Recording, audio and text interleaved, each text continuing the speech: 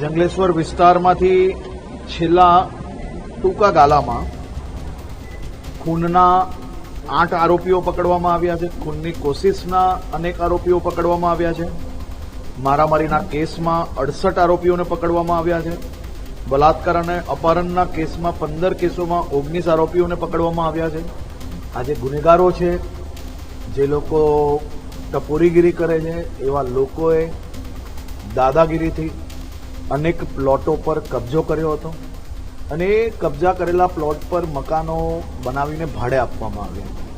અને જે લોકો પોતે રહેતા હતા એમાં ત્યાં કોઈ નાના મકાનો નહીં, આલીશાન 2-2, 3-3, 4-4 માળના મકાનો બનાવીને મોટા બંગલાઓ બી નાના દેખાય એ પ્રકારની બી વ્યવસ્થાઓ અનેક લોકોએ ત્યાં ઊભી કરી હતી.